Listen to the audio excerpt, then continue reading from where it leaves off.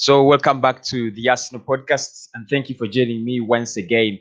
All those people who participate in the quiz, it means so much. It really means so much. Thank you so much. And the question for today is: how many goals did Thierry Henry score in the 2003-2004 season? How many goals did Thierry Daniel Henry score in the 2003-2004 season? Check for the options, they are in the description, and make sure you answer that question. Of course, we are going to be talking about this guy, um, Thomas Partey, very, very well known by all Arsenal fans, and almost everybody knows what Thomas Partey means when it comes to Arsenal transfers. We'll be talking about Torreira as well because he's one of those people that are going to fund the Thomas Partey or Hausema Waddell, or both of them. Anyway, let us get the party started. Now, yesterday, news came in that Arsenal wanted to go for another bid for Thomas Partey, and in this case, we were going to use Matteo Guendouzi. Now, the good news is Matteo Guendouzi wants to leave Arsenal, and he says he would be very, very comfortable to leave Arsenal and go to Madrid. That is where Atletico Madrid is based. That is in Spain. Now that doesn't guarantee us anything. That doesn't mean that Arsenal is going to get Thomas Partey or anything like that. But at least if the player who you want to involve in the deal is willing to go to the end to the other end, probably, and the other player wants to come to this side, probably there could be a little bit of negotiation and hope. However, one thing we have to note is Atletico Madrid have been very, very adamant when it comes to Thomas Partey. They have already said they want that 50 million release clause activated. They don't want negotiations, and they are not willing to listen to us for any reason whatsoever. Fabrizio Romano making it very clear that Atletico Madrid have washed off any hopes of any club that want to do swap deals, as well as negotiating around their way around the 50 million clause. However, uh, there are so many other things to talk about. First and foremost, if the player says doesn't want to stay, he's going to force a move, and I think that's where Atletico Madrid are thinking about it. If Thomas Partey decides to force a move, he has 2 years left on his contract. That means by the end of this season, it's going to be he's going to have 1 year, and probably you cannot even raise 35 million from a player who has only 1 year left on his contract.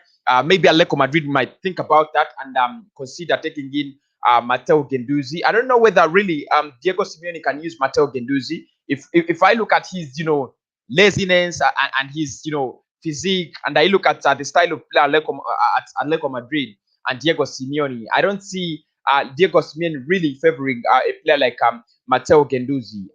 I don't doubt his abilities. I don't doubt his talent. He's young and very talented, but still, I think Atletico Madrid would want to go for another aggressive player.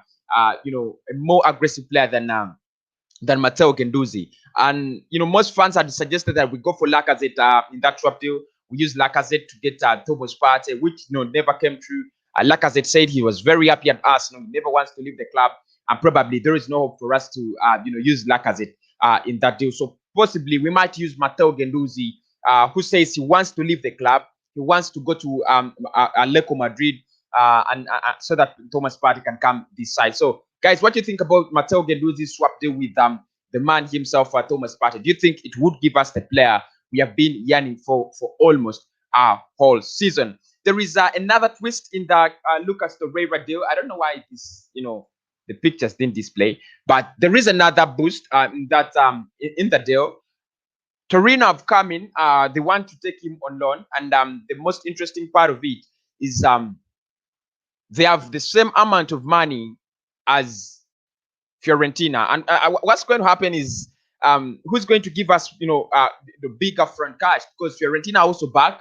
They are still fighting for Lucas Torreira, who I think has fallen out of favor of Mikel Arteta's pecking order, but he's still one of those very interesting and very good players at Arsenal. So, what do you think about Lucas Torreira? He's not going to go on on a permanent deal at first. It's going to first go on loan either to Fiorentina or to Torino. A loan deal is going to be initiated first, and then with a mandatory buy clause. So he'll be bought at the end of the season. So he's not going to come back. That is what's coming in from all the sources around Arsenal. Now again, Edu is linked to another Brazilian, according to Football in London. Another Brazilian. I don't know why we're really linked with so many Brazilians, but according to Football in London, they are saying Arsenal Evening Headlines, as Edu identifies next Brazilian addition, Aubameyang contract hints, and they are saying, here you are, Arsenal Headlines for this evening. Mikel Arteta's Portuguese contingent at the Emirates Stadium could be set to grow even further with the potential addition of Fluminense forward Marcos Paulo. Now, the 19-year-old is currently a regular for the Brazilian Serie A side, having broken through last year. It is reported that there is interest from Arsenal as well as Leeds United and West Ham United too, which would make the deal more difficult to complete. Paulo has a 40 million euro release clause in his contract, as is customary for top talents in South America leagues, which may also pose a problem to Arsenal's pursuit of the player. Paulo.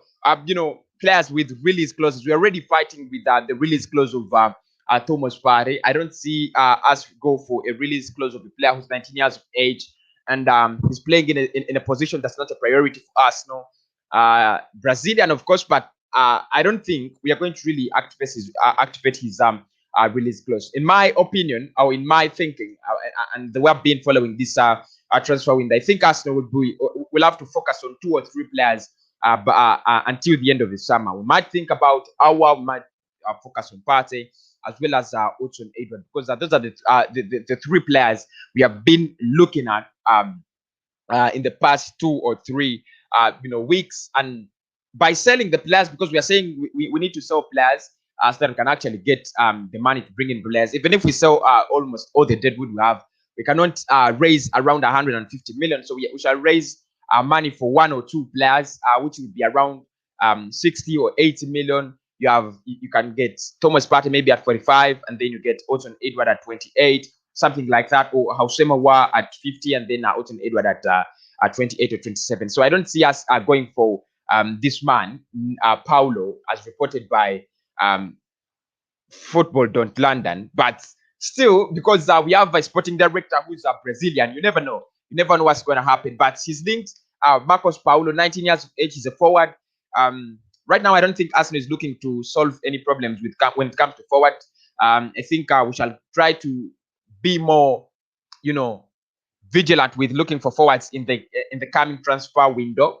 Yeah, in the summer, when Aubameyang is getting old, when Lacazette is getting old as well, and Nketiah is not enough. So I think in that transfer window, that's when we shall think about getting a summer striker. But for now, I think we are focusing on getting a creative midfielder in a box-to-box, as well as a deep-lying midfielder, CDM. I think that will be the case in the January transfer window as well. So I don't see us going for Marcos Paulo. I don't see us doing that. But still, if we can get Torreira off the grid, we get Torreira off the grid. We get because that's the most interesting part. You have Torreira off for 24 million. You have Emi Martinez off.